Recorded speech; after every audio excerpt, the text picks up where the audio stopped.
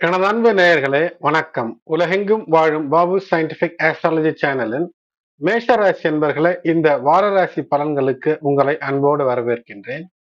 இந்த பதிவிலே 2025 ஜூன் 23 முதல் 29 வரை தமிழில் கலியுகம் விஸ்வாவசு வருடம் ஆணி 9 முதல் ஆணி 15 வரை இந்த நாட்களுக்கான வாரராசி பலன்களை முதல் 7-8 நிமிடங்களிலும் அதை தொடர்ந்து ஒவ்வொரு நாளும் திதி நட்சத்திரத்தினுடைய சிறப்புகளை பற்றியும் இந்த பதிவிலே விரிவாக காண்போம்.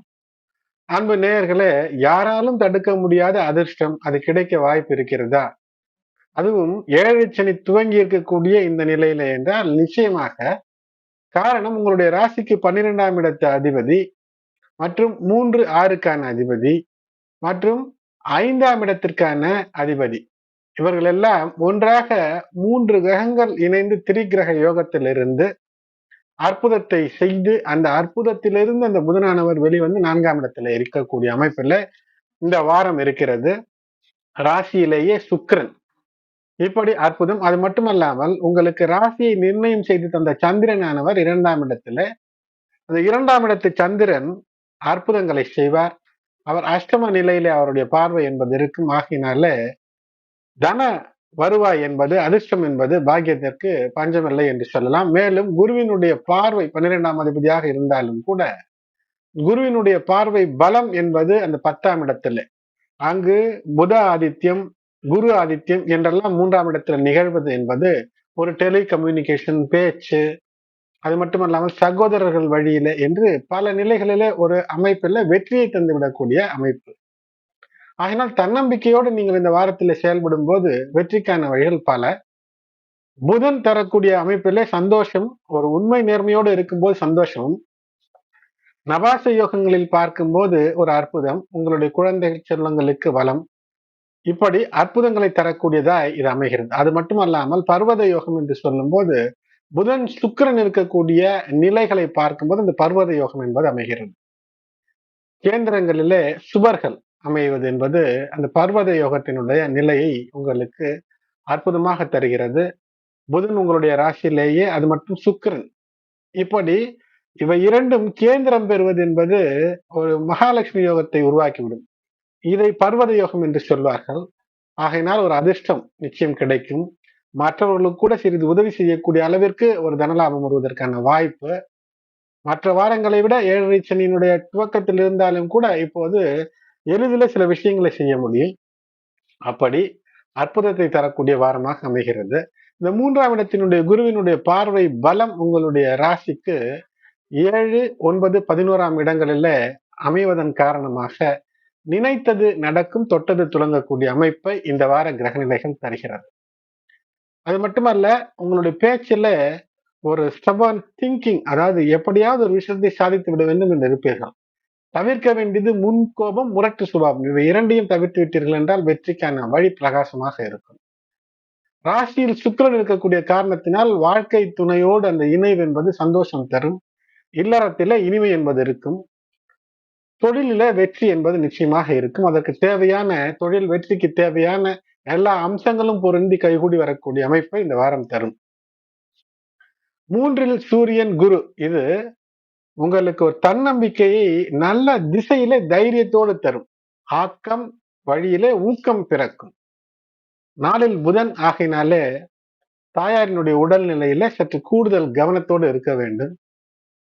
அதுபோல் வீடு வாகனங்கள் வாங்கக்கூடிய அல்லது அதனை இயக்கக்கூடிய அல்லது அது சார்ந்த செலவுகள் வரும்போது சற்று படபடப்பு இல்லாமல் யோசித்து அவசர முடிவு எடுக்காமல் இருப்பது சிறப்பை தரும். 5இல் செவ்வாய், அந்த 5இலே செவ்வாய் கேதுவோடு இணைந்திருக்கக்கூடிய காரணத்தினால் காதல் விஷயத்திலே தேவையற்ற பேச்சு, வீண் விவாதங்கள், அல்லது உங்களுக்கு பிடித்த நபர்கள், அது யாராக இருந்தாலும் சரி, அது வாழ்க்கை துணையாக ஆக இருக்கும், காதலியாக இருக்கலாம், உங்கள் வாழ்க்கைக்கு வளம் சேர்க்கக்கூடிய உங்களுடைய குழந்தைகளாக இருக்கலாம். அவர்களுடைய பேச்சிலே கவனம், அவர்களுடைய உடல்நலத்தின் மீது கவனம். அவர்களுக்கு ஏதேனும் ஆயுதங்களை பயன்படுத்துகிறார்கள் அல்லது ஏதேனும் வாகனங்களை பயன்படுத்துகிறார்கள் என்றால் அவர்களுக்கு எச்சரித்து சற்று கவனத்தோடு இருக்க சொல்வது என்பது மிக முக்கியம். வேலை செய்யக்கூடிய இடத்திலிருந்து மேஷராசி என்பவர்களுக்கு ஒரு நல்ல செய்தி, பதவி உயர்வு, சம்பள உயர்வு எல்லாம் வருவதற்கான வாய்ப்பு என்பது இருக்கிறது. 5ஆம் இடத்துல இருக்கக்கூடிய அந்த நிலையில் பார்க்கும்போது உங்களுடைய குழந்தைகளோ அவர்களுக்கான கல்வி நிலைகளிலோ ஒரு நல்ல ஒரு மாற்றம், ஒரு ஏற்றம் தரக்கூடிய மாற்றம், வெளியூர் வெளி நாடு வாய்ப்புகள் எல்லாம் வருவதற்கான வாய்ப்பு இருக்கிறது. நிலம் வீடு சார்ந்த பிரச்சனைகள் தீரும். ஏதேனும் வீடு சார்ந்த பத்திரங்களோ, நிலம் சார்ந்த பத்திரங்களோ அல்லது வாகனங்கள் சார்ந்த பத்திரங்களோ தொலைந்திருந்தால் அது திடீரென்று கிடைக்கக்கூடிய அமைப்பு கிடைத்து சந்தோஷத்தில் அது கிடைத்தது மிகப்பெரிய ஒரு சந்தோஷமாக உங்களுடைய மனநிலையை மாற்றித் தரும். உங்கள் வேலை செய்யக்கூடிய இடத்துல நல்ல செய்திகள் நீங்கள் கேட்டாலும் கூட வேலை அதிகமாக உங்களுக்கு திணிக்கப்படக்கூடிய அல்லது குடும்பத்தினுடைய காரணத்தினால் வேலைகள் அதிகமாக கூடக்கூடிய அமைப்பு. அதனால் மன அழுத்தம் ஏற்படுவதற்கான வாய்ப்பு என்பது இருக்கிறது. மாணவர்களாக இருக்கிறீர்கள் என்றால் போட்டித் தேர்வுகளில் வெற்றி என்பது இருக்கும்.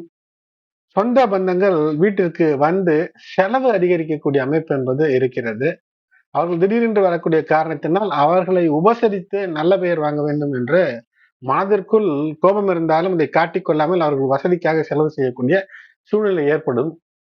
பணம் சார்ந்த விஷயங்களில லாபம் உண்டு. மிக நல்ல பணநிலை தான். அதனால் சிக்கல் ஏதும் இல்லை. அது மட்டுமல்ல, உங்களுடைய ராசிக்கு 4, 5, 6ஆம் அதிபதிகள் இவரெல்லாம் ராஜயோகத்தை தரக்கூடிய அற்புத நிலையிலே அமர்ந்திருக்கக்கூடிய வாரமாக அமைகிறது. உணவு விஷயத்திலே கவனம். ஜூன் 24, 25 ஆகிய தேதிகளிலே, அதாவது செவ்வாய், புதன், வியாழனிலும் கூட சந்திரன் குருவோடு இணைந்து அந்த அற்புதம் கஜகேசரி யோகம் என்பது தன்னம்பிக்கை பிறக்கும், வீட்டில் சந்தோஷம் உண்டாகும், நிம்மதி என்பது இருக்கும், வீட்டில் தூய்மையும் மனம் கமழக்கூடிய மகிழ்ச்சி ஏற்படக்கூடிய அமைப்பு என்பது இருக்கும். மூத்தோர் வழியிலே நல்லது ஏற்படுவதற்கான வாய்ப்பு என்பது இருக்கிறது. இந்த மேஷராசி மண்டலம் என்பது அஸ்வினி நட்சத்திரம், பரணி நட்சத்திரம் மற்றும் கிருத்திகை, கார்த்திகை, கிருத்திகை இதனுடைய முதல் பாதம் இருக்கும். அஸ்வினி நட்சத்திரத்துல பிறந்திருப்பவர்கள், அஸ்வினி என்றால் கேது, கேதுவினுடைய நட்சத்திரத்துல பிறந்திருப்பவர்கள், இந்த கேது செவ்வாயோடு இணைந்து உங்களுடைய ராசிக்கு 5ஆம் நிலையில இருக்கிறார். ஆகினால இந்த செவ்வாயும் கேதுவும் பூர்வீக சொத்து, பிள்ளைகள் வழியில இருக்கக்கூடிய சில சங்கடங்களையோ அல்லது ஏதேனும் நெருக்கடிகளையோ ஏற்படுத்தாமல் இருப்பதற்கு எப்படி கவனமாக இருக்க வேண்டுமோ அப்படி அஸ்வினி நட்சத்திரத்துக்காரர்கள் இருக்க வேண்டும். உங்களுடைய ராசிக்கு 12ஆம் இடத்துல இருக்கக்கூடிய சனி பகவான் ஏதேனும் ஒரு சுப விரய செலவுகளை தருவதற்கான வாய்ப்பு இருக்கிறது, கவனம். பரணி நட்சத்திரத்தில் பிறந்திருக்கக்கூடியவர்களுக்கு நிச்சயமாக உங்களுக்கு ஏதேனும் ஒரு நிலையில ஒரு சந்தோஷம் என்பது இருக்கும். தொழில் வியாபாரத்திலே மாணவர்களாக இருந்தால் தொழில் வியாபாரமானாலும் வெற்றி, மாணவர்களாக இருந்தால் கல்வியிலே ஒரு வெற்றி, வீட்டிற்கு தேவையான விஷயங்களை வாங்குவதற்கான வாய்ப்பு, பொன்பொருள் சேர்க்கை எல்லாம் ஏற்படும். கார்த்திகை முதல் பாதம் என்பது இது சூரியனுடைய நட்சத்திரம். ஆகினால் சூரியனை போற்றி தினந்தோறும் அதிகாலையில் எழுந்து சூரியனுக்கு அர்க்கியம் செய்வது அல்லது சூரியனை வணங்குவது, சூரியன் எழுவதற்கு முன்பாக எழுவதெல்லாம் கார்த்திகை 1ஆம் பாதத்திற்கு குருவினுடைய அருளால் நினைத்தது நடக்கும், தொட்டது துலங்கக்கூடிய அமைப்பு. இந்த வாரத்திலே கூடுதல் அனுகூலம் தரக்கூடிய நாட்களாக 24, 25 இருக்கிறது. உங்களுக்கான வழிபாடு என்றால் செவ்வாய்க்கிழமைகளிலே உக்ர தெய்வ சன்னிதானங்களுக்கு, பெண் தெய்வங்களுக்கு நெய் தீபம் ஏற்றி வழிபாடு செய்வது, ராகுகால வேளையிலே வழிபாடு செய்வது வெற்றியை ஏற்படுத்தும். அன்பு நேயர்களே, விஸ்வாவசு வருடம் ஆனி மாதம் 9ஆம் நாள் திங்கட்கிழமை, ஜூன் 23, 2025 10 மணி 10 நிமிடம், அதாவது PM வரை திரையோதசி, அதன் பின்னர் சதுர்த்தசி. கார்த்திகை நட்சத்திரம் 3:16 PM வரை, அதன் பின்பு ரோஹிணி நட்சத்திரம். மரண யோகம் 3:16 PM வரை. அதனால் இந்த நாளிலே பெரும்பாலும் மரண யோகமாக இருக்கிறது. அதன் பின் அமிர்த யோகம். இது சோமவார பிரதோஷம், சிவ வழிபாட்டிற்கு ஏற்ற நாளாக அமைகிறது. மாலை 4:30 மணிக்கு மேல் 6 மணிக்குள்ளாக உங்கள் இல்லங்களுக்கு அருகிலே சிவாலயங்கள் இருந்தால் அங்கு சென்று நந்திக்கான அபிஷேகங்களை எல்லாம், ஆராதனைகளை எல்லாம் கண்டு அதன் பின்பு சிவன் மற்றும் பார்வதி வழிபாடு, அம்பாள் வழிபாடு என்பது நிச்சயமாக பிரச்சனைகளிலிருந்து, தோஷங்களிலிருந்து உங்களை மீட்டெடுத்து வெற்றிக்கான வழியை காட்டும். அடுத்தது ஆனி 10 செவ்வாய்க்கிழமை, ஜூன் 24, 2025 6:59 PM வரை சதுர்த்தசி, அதன் பின்னர் அமாவாசை திதி துவங்குகிறது. இன்றைய நட்சத்திரமாக, அதாவது செவ்வாய்க்கிழமை என்ற நட்சத்திரமாக ரோஹி நட்சத்திரம் 12:54 PM வரை அமைகிறது. அதன் பின்பு மிருகசீரிட நட்சத்திரம். அமிர்த சித்த யோகம் கூடிய நாளாக இருக்கிறது. இந்த நாள் போதாயன முறைப்படி அதை பின்பற்றுபவர்களுக்கு அமாவாசை, கிருஷ்ணரின் அமாவாசை என்றும் கூட சொல்லப்படுகிறது. கிருஷ்ண அங்காரக சதுர்த்தசியாக இந்த நாள் அமைகிறது. யம தர்ப்பணம் விடுவது பித்ருக்களுக்கு யமலோகத்திலிருந்து விடுபடக்கூடிய அந்த அமைப்பை ஏற்படுத்தி தருகிறது. ஆகையினால அது கடமை. உங்களுக்கு தர்ப்பணம் கடமையாக்கப்பட்டிருந்தால் அதை செய்வது உங்களுடைய பித்ருக்கள் அவர்கள் யமலோகத்திலே இருந்தால் அங்கிருந்து முக்தி பெறக்கூடிய அமைப்பு என்பது இருக்கிறது.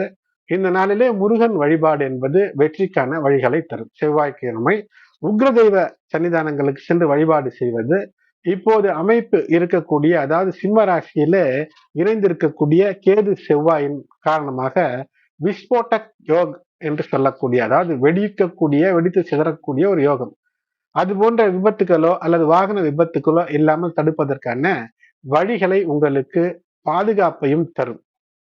அடுத்தது புதன்கிழமை ஆனி 11 ஜூன் 25, 2025 4:01 PM வரை அமாவாசை, பின்னர் பிரதமை. இந்த நாளில் மிருகசீரிட நட்சத்திரம் 10:40 AM வரை, அதன் பிறகு திருவாதிரை நட்சத்திரம். சித்த யோகம் நாள் முழுவதும் சித்த யோகமாக அமைகிறது. இந்த நாளிலே பித்ரு வழிபாடு ஏற்றத்தை தரும். பிண்ட பித்ரு யஜ்யம் செய்வதற்கான நாள். போதாயன இஷ்டி, போதாயன முறைப்படி வழிபாடுகளை செய்பவர்களுக்கு நேற்று முன்தினம், அதாவது செவ்வாய்க்கிழமையாக அமாவாசையாக கடைபிடித்தவர்களுக்கு இது போதாயன இஷ்டி, போதாயன அமாவாசை என்று நேற்று சொல்லி இருந்தேன். இஷ்டி என்பது அவர்கள் இஷ்டதெய்வ குலதெய்வ வழிபாடு செய்வது, தீபம் ஏற்றி வழிபாடு செய்யக்கூடிய நாளாக அமையும். அடுத்தது வியாழக்கிழமை ஆனி 12 ஜூன் 26, 2025 1:24 PM வரை பிரதமை, அதன் பின்னர் திதியை. நட்சத்திரம் திருவாதிரை நட்சத்திரம் 8:46 AM வரை திருவாதிரை, அதன் பிறகு புனர்பூசம் நட்சத்திரம். மரண யோகம் 8:46 AM வரை, அதன் பின்னர் அமிர்த யோகம். இந்த நாளிலே வியாழக்கிழமை அன்று அவசிய நல்ல காரியங்கள் அனைத்தையும் மதியம் 3:30 பின்பு செய்யலாம். இஷ்ட தெய்வ குலதெய்வ வழிபாடு, தீபமேற்றி வழிபாடு இவையெல்லாம் செய்ய ஏற்ற நாள். ஆஷாட சுத்தம், தெலுங்கு மாத பிறப்பு. சந்திர தரிசனம் மாலை வேளையில மேற்கு திசையில சந்திரனை நீங்கள் பார்க்கக்கூடிய அந்த அமைப்பு ஒரு 6:30 மணிக்கு மேல் பார்க்கலாம். தொடர்ந்து இணைந்திருக்கும் போது சந்திர தரிசனத்தினுடைய சரியான நேரத்தையும் நான் பதிவுகளிலே தந்து கொண்டு தான் இருக்கின்றேன். இந்த நாள் வாராகி நவராத்திரி பூஜை துவங்கக்கூடிய நாள். இன்று முதல் 9 நாட்களுக்கு வாராகிக்கு விதவிதமான அபிஷேகங்கள், ஆராதனைகள், அலங்காரங்கள் எல்லாம் தொடர்ந்து ஒவ்வொரு நாளும் ஒவ்வொரு அலங்காரம் செய்து வழிபாடு செய்வது வெற்றிக்கான அமைப்பு. நிச்சயம் நீங்கள் பங்கு கொள்ள முடிந்தால் பங்கு கொள்ளுங்கள். காரணம் என்னவென்றால், எதுவும் நான் சொல்கின்றேன், சிம்ம ராசியிலே நிகழக்கூடிய அந்த செவ்வாய் கேது இணைவு அந்த அளவிற்கு பெரும்பாலும் சரியில்லை. அதனால் அந்த தோஷங்களிலிருந்து வெளிவருவதற்கு இந்த அம்பாள் வழிபாடு, வாராகி அம்மன் வழிபாடுகளிலே கலந்து கொள்வது சிறப்பை ஏற்படுத்தும். அடுத்தது வெள்ளிக்கிழமை ஆனி மாதம் 13ஆம் நாள் ஜூன் 27, 2025 11:19 AM வரை திதியை, அதன் பின்னர் திருதியை. புனர்பூசம் நட்சத்திரம் 7:21 AM வரை, பிறகு பூசம் நட்சத்திரம். இந்த நாள் 7:21 காலை வரை சித்த யோகம், அதன் பின்னர் மரண யோகம். பூரி ஜெகநாதர் கோவிலில் இந்த நாளிலே ரத யாத்திரை. அமிர்த லக்ஷ்மி விரதம் மற்றும் பூஜை. பசும்பால் வைத்து அம்பாளுக்கு நிவேதனம் செய்து அருந்துவது நல்லது. அதனோடு கூட மூலிகை பொருட்கள் என்று சொல்லக்கூடிய இந்த பாலிலே கலந்து 5 பொருட்கள், அதாவது ஜாதிக்காய், ஏலக்காய், ஜாபத்திரி, பச்சை கற்பூரம், லவங்கம் இவற்றையெல்லாம் பசும்பாலிலே கலந்து நிவேதனமாக வைத்து அதன் பின்பு நீங்கள் அருந்துவது, அடுத்தவர்களுக்கும் கொடுப்பது என்பது சிறப்பை ஏற்படுத்தும். மன வருத்தமெல்லாம் நீங்கி குடும்பத்திலே மகிழ்ச்சியை தரக்கூடிய அமைப்பை இது தரும். அடுத்தது சனிக்கிழமை ஆனி 14 ஜூன் 28, 2025 9:54 AM வரை திருதியை, பின்னர் சதுர்த்தி. பூசம் நட்சத்திரம் 6:35 AM வரை பூசம் நட்சத்திரம், அதன் பிறகு ஆயில்யம் நட்சத்திரம். அவசிய நல்ல காரியங்கள் அனைத்தையும் 6:35 காலைக்குள் செய்ய வேண்டும். அதாவது 6:35க்குள் செய்ய வேண்டும் நல்ல காரியங்களை. விநாயகர் வழிபாட்டிற்கு இது ஏற்ற நாளாக அமைகிறது. அடுத்தது ஞாயிற்றுக்கிழமை ஆனி 15 ஜூன் 29, 2025 9:14 AM வரை சதுர்த்தி, அதன் பின்னர் பஞ்சமி. ஆயில்யம் நட்சத்திரம் 6:34 AM வரை, அதன் பிறகு மகம் நட்சத்திரம். சதுர்த்தி விநாயகர் வழிபாடு 6:34 AM வரை சித்த யோகம், பின்னர் நாள் முழுவதும் மரண யோகம். ஆகையினால் நாள் பொழுது அவசிய நல்ல காரியங்களை எல்லாம் இந்த நாளிலே செய்யாமல் இருப்பது தான் சிறப்பு. ஏனென்றால் அதை அடுத்த நாட்களிலே சிறப்பு நாட்களிலே செய்து கொள்ளலாம். இந்த நாள் பஞ்சமி. தெய்வ காரியங்களுக்கு மிக முக்கியம். அம்மன் வழிபாடு, கந்த பஞ்சமி. இந்த ஸ்கந்த பஞ்சமி என்பது முருகனுக்கு ஏற்ற அமைப்புகளை எல்லாம் உங்களுக்கு இந்த வழிபாடு என்பதே மிக சிறப்புகளை எல்லாம் தரும். மங்கள கௌரி விரதம். இந்த மங்கள கௌரி விரதம் என்பது ஒரு 4 நாட்கள் அமைகிறது. இதற்கு முன்பு அந்த பதிவுகளிலே நான் சொல்ல தவறிவிட்டேன். ஏனென்றால் பதிவு தராமல் இருந்தேன். கணித்து வைத்திருந்தேன், எழுதி வைத்திருந்தேன் தொகுத்து. ஆனால் அதை சொல்ல தவறிய காரணத்தினால் இந்த பஞ்சமியையாவது நீங்கள் தொடர்ந்து, அதாவது கௌரி விரதங்களை நீங்கள் கொண்டாடலாம். ஜூலை 29, 2025 3வது மங்கள கௌரி விரதம். 4வது மங்கள கௌரி விரதம் என்பது ஆகஸ்ட் 5, 2025 அமையும். மங்கள கௌரி விரதம் என்றால் என்ன? மஞ்சளை அம்மனாக பிடித்து வைத்து வழிபடலாம். இல்லை என்றால் உங்கள் இல்லத்திலே அம்மன் விக்கிரகங்கள் இருந்தால் அதை வைத்து அந்த அலங்காரம் செய்து நீங்க அதை சங்கல்பம் அந்த நாளிலே எழுந்து அதிகாலையிலே எழுந்து குளித்து சங்கல்பம் செய்து வழிபாடு செய்ய வேண்டும். நெய் விளக்கு ஏற்றி தேவியினுடைய அம்மனுடைய சிலை இருக்கிறது என்றால் அதை வைத்து வழிபாடு செய்யலாம். ஷோடசோபாச்சார முறை, அதாவது 16 படி சடங்கு என்று சொல்வார்கள். அந்த 16 படி சடங்கு தெரிந்தால் பின்பற்றலாம்.